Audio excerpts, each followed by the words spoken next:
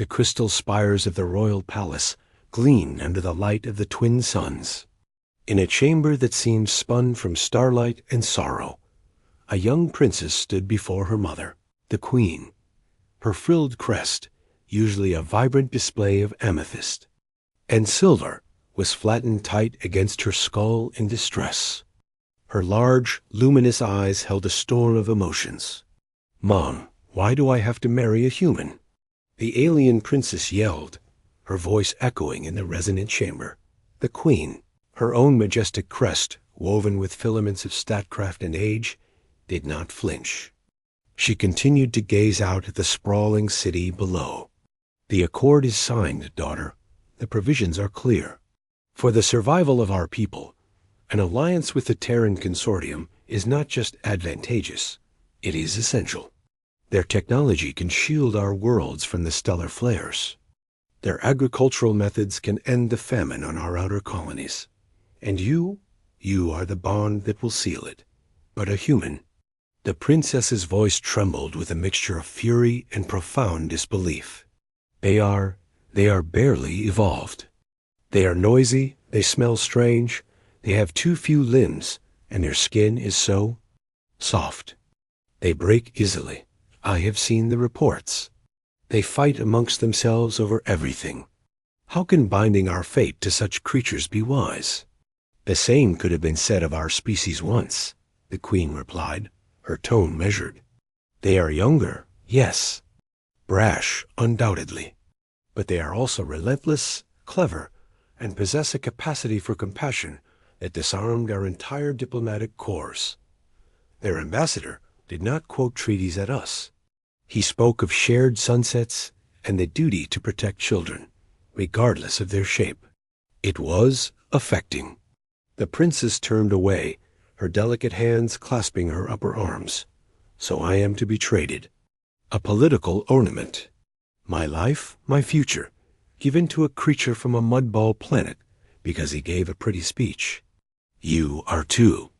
"Be a bridge," the queen corrected, though her voice softened. "And you will not go unprepared. The human in question is their designated liaison. You will meet him today. Judge for yourself." The meeting took place in the Hall of Whispering Sands, a neutral ground of austere beauty. The princess arranged herself upon her sitting stone, her posture radiating icy formality. The great doors irised open, and the human walked in. He was, as she expected, disconcerting. 2 legs, 2 arms, clad in a simple dark uniform without any decorative bioluminescence. His skin was a pale, even tone, his hair a dark, short crop. He moved with an unnerving quietness, not the graceful gliding of her people, but a purposeful, balanced walk. He stopped at the prescribed distance and gave a small, sharp bow from the waist, a gesture her cultural advisors had briefed her on. "Princess," he said. His voice was deeper than she anticipated, and the translator implant in her ear rendered his words with a calm, clear cadence. "Thank you for agreeing to meet with me. I am honored." He did not offer his name, respecting her culture's tradition, where names are shared only with intimacy. She inclined her head a fraction, the minimal acceptable acknowledgement. "Liaison, the honor is protocol." She let the silence stretch, a tactic meant to unsettle. He simply stood, his hands relaxed at his sides, his expression attentive but unreadable. His calm was infuriating. "They tell me you are to be my companion," she stated, the word tasting bitter. "If you will have me," he replied. "My role is to learn and to help. My people wish this alliance to be one of mutual respect, not obligation." She scoffed, a delicate puff of air from her vents. "Respect? You need our crystalline circuitry for your faster-than-light drives.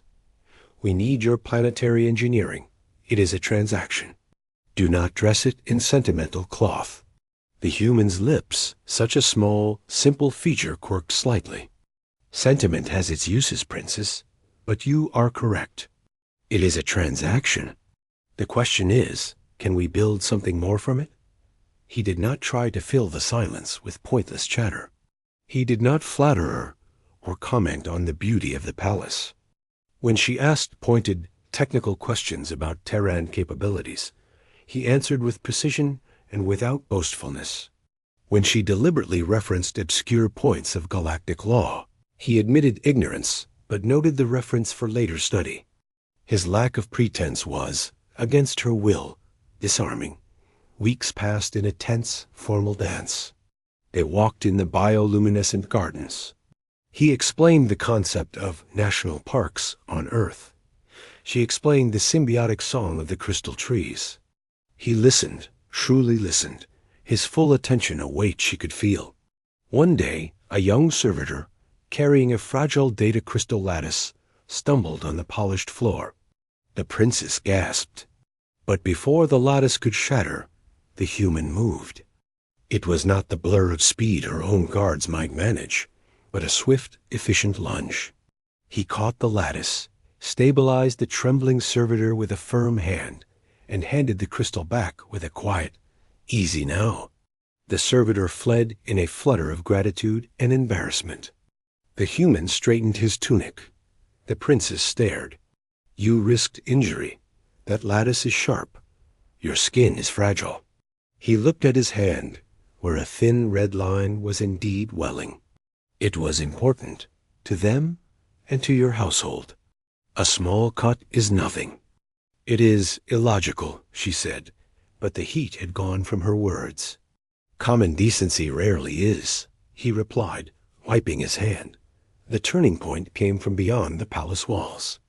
A seismic event, rare and violent, struck a nearby research outpost built into the side of a mountain. The royal guard scrambled for a rescue mission, but the queen summoned the human liaison. "Your people have expertise in subterranean rescue and structural stabilization that we lack. Will you assist?" He was already moving. "Of course, my shuttle's gear is suited for this." "I will lead the team." The princess insisted on going. It was her people, her domain. The scene was chaos. Dust filled the air, and the plaintive psychic hum of trapped and injured workers was a physical pain. Her people worked with graceful efficiency, but they were struggling to shift the larger pharaoh stone slabs. The human and his small team assessed the situation with terrifying calm. They did not sing to soothe the stones as her people did. They used sonic pulsers, hydraulic braces, and a kind of focused, determined energy. The human worked in the thick of it, covered in dust and alien grime, directing efforts, his voice never rising to a yell, but cutting through the noise. He crawled into a gap she would have thought impossible, emerging with the injured technician cradled against his chest. For 20 hours, they worked without rest. The princess coordinated, using her authority to clear his team's way. She watched him refuse water until his team had drunk. She saw him place his own body as a shield against falling debris for a royal engineer. She saw the look in his large, round eyes, not the wild fear of a primitive, but the focused, weary determination of someone who simply would not stop while others were in need.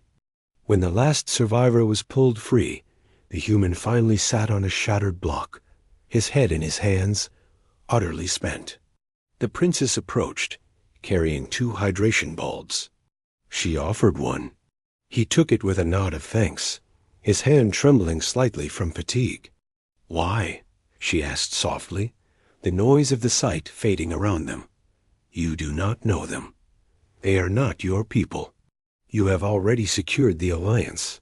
This risk, it was not necessary." He drank deeply, then met her gaze.